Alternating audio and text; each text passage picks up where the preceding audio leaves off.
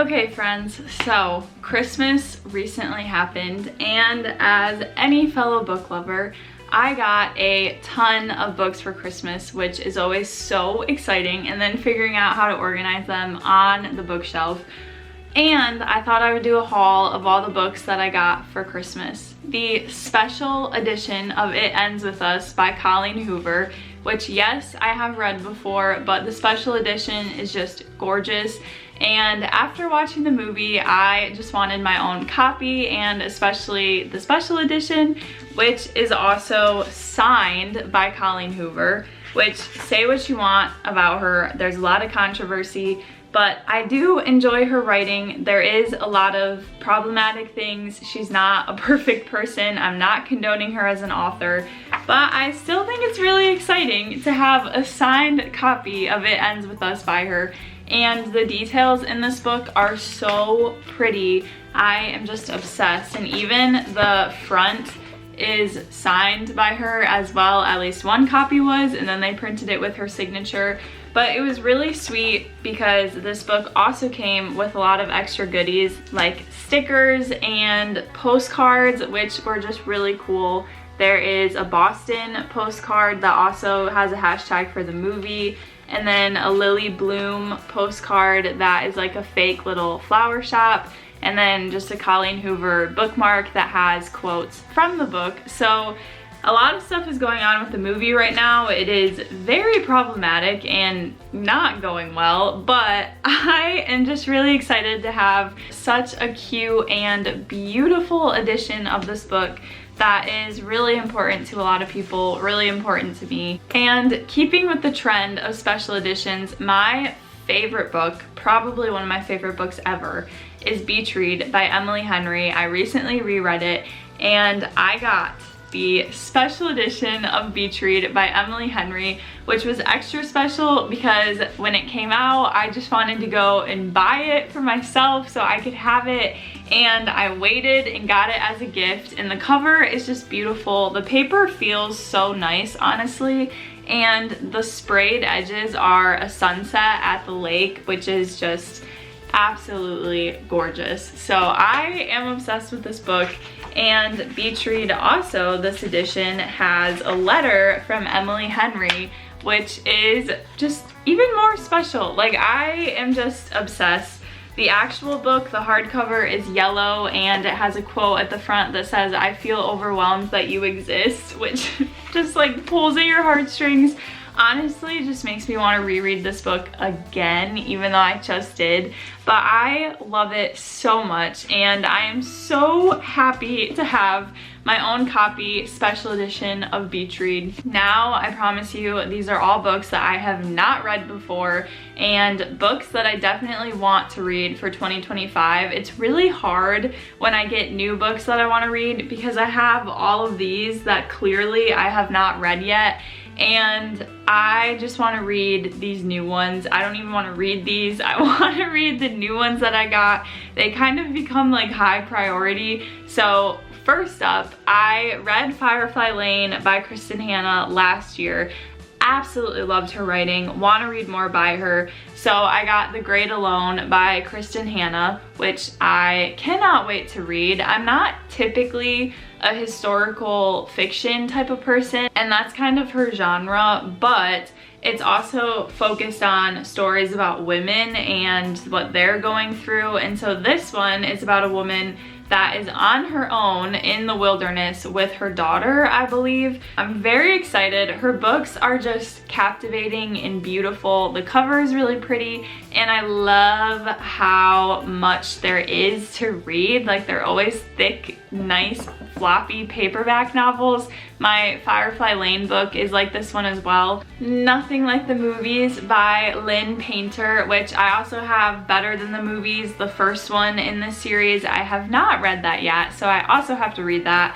Also have never read anything by Lynn Painter, so I am very excited. And it's kind of funny because I actually have 2 copies of this book. I won one in a giveaway straight from Simon & Schuster, which was super cool. And then I also got it for Christmas, which is a little unfortunate, but I didn't know that I was gonna get it in the giveaway. So now I just have 2 copies of this book, and I'm not sure what I'm gonna do with the second one yet, but I am excited to read Lynn Painter. I've heard good things. The reappearance of Rachel Price. As many of you know, I also read A Good Girl's Guide to Murder, the entire trilogy, last year. And Holly Jackson is another new favorite. I just love how twisty and turny and dark her books are. And I'm very excited to just read another one and also kind of mix up my genres, because I have a lot of romance and classics and then Christian nonfiction, and so I'm just excited to have another thriller added to the mix and a murder mystery. The cover, as always, is just super cool. I'm excited to see what this one holds. This is a book that I have wanted to read forever, and it is Carrie Soto is Back by Taylor Jenkins Reid. I have a little confession. I have actually not liked any book by Taylor Jenkins Reid. I read, it's called like 2 First Loves or something. I'll put the title here because I cannot remember it, but or 1 True Loves, something like that. But it's about a woman that her husband disappears like on an island, and then years pass and she never feels like he's gone, and then she ends up falling in love with another man, but then her husband comes back, and so she has to make a decision between her long lost husband or this new man that she has grown in a relationship with. And then I also read The 7 Husbands of Evelyn Hugo, which I was definitely more invested than 1 True Loves. Like, it was a good plot, but I just feel like this author gets so close to being like 5 stars for me, but then like there's just something about her books that doesn't click with me. I don't even know how to describe it, but it's like she's so close and then I'm just like, I'm not feeling it. And I do enjoy reading her books, but they're never, I don't know, I just never like them. Like, they kind of give me the ick when I'm done reading them. But all that to say, I really wanted to read this one because it is about a tennis legend, and I love tennis. It's my favorite sport. I love playing it. I get addicted when I play it and I like don't want to stop. And I've never read a book where the main character plays tennis, or in this case is the best tennis player in the world. And I just can't wait to dive into a story where I know the lingo about tennis, I'm gonna be invested, and maybe this will redeem Taylor Jenkins Reid for me. We will see. None of This Is True by Lisa Jewell. I am definitely hooked on Lisa Jewell's writing. I've read Then She Was Gone and Invisible Girl and liked them both, although Then She Was Gone was super dark. And I have heard such good things about this book. I am so excited to read it. And being a podcaster, like, my job is to produce a podcast. And this book, the premise is that the main character, I believe, or someone is running a podcast and producing it and is also the host of it. So just finding a book that clicks with the things that you do and are interested in just makes it extra special and better. So I've been wanting to read this one since it came out, and I am, just like all of these, very excited to read it. I don't know how to end when I'm talking about a book because it's like, obviously I'm excited to read it, so I'm just gonna say that about all of them. But I can't wait for like the little podcast lingo and the things that I am just gonna, they're just gonna hit more for me. I thought that this was the entire series, and then I found out that there's a 4th one. So I thought that this was just a trilogy, and that's not true. And I believe the author is still writing them, but the Inheritance Games collection, I cannot wait, because as some of you may know, I also read the Natural series by this author last year. I was fully invested, like her plot twist and just honestly how she keeps you going with the plot. I cannot wait. Like, I am so excited.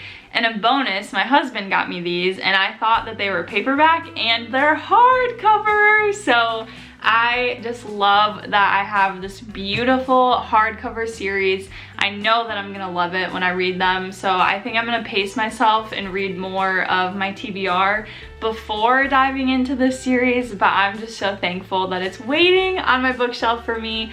I can't wait. Kind of a last minute thing. So those are all books that belong to me that I got for Christmas. And then I went over to my aunt's house to figure out the problem with the Nook, which, as some of you may know, when I was reading the Powerless series, my aunt had bought the rest of the series and we've been sharing this Nook. And so I thought that the series would be on the Nook right after I finished Powerless. Turns out the Nook is no longer supported by Barnes & Noble, so they've stopped uploading all the books that my aunt is buying. All that to say, I went to her house just to hang out with her and to have her kind of look it over. And when I was there, she also had a pile of books for me to borrow that she wants me to read, which always means a lot to me because ever since I was a kid, like, her and I have kind of shared the same reading interests. She used to read a lot more YA for me, so we read the Harry Potter series together, and I just have so many good memories of talking about books with her. Like, it's always been a thing. So all that to say, she had a couple books that she wanted me to borrow. First up is Kiera Cass, which, if you don't remember, she is the author of the Selection series, which had me in a chokehold when I was in high school. I loved that series so much. I read every single one. I was addicted, could not put them down. And she has this standalone called 1,000 Heartbeats. The cover is really pretty. I have not heard really anything about this book, and I know it came out more recently, like 2022, I believe, but I have not read it. I have not heard anything, so we will see if this one lives up to the Selection hype or stands on its own. Speak by Laurie Anderson, or Halsey, I'm not sure how you say her name. But this one is kind of a classic. I believe, like, it should be considered a classic nowadays. And it's a really gripping and honestly controversial story in today's society. I'm very excited to read it, but definitely nervous to dive into this one just because of the subject matter, which, if you don't know, go check it out. But I think this will be a quick read, but it will probably be hard. Like, it'll be a hard emotional read. So yeah, we'll see when I get to it. And last but not least, a standalone fantasy, Bloodguard by CC Robinson, which has really pretty sprayed edges. And there's also a cool picture at the front of this book. I honestly don't know anything about this book, so I can't say too much about it. It has not been on my TBR, but my aunt read it and she really enjoyed it. And for me, that means that I am going to enjoy it. So eventually I'll get to this one. I'm thankful to have another standalone fantasy because those are always so fun and you don't have to worry about getting invested into a whole series. I am thankful for having another fantasy book. That is my haul for 2025. I am so excited. Once again, one of my goals is to read my TBR bookshelf. So I will be adding these and getting to them throughout the year, but thank you guys so much for watching. Make sure to subscribe to see reading vlogs of those books. Comment below if you've read any and what you've enjoyed, or your book haul from Christmas. I'm interested to hear what you all got, so make sure to like and subscribe, and thanks for watching. Bye guys!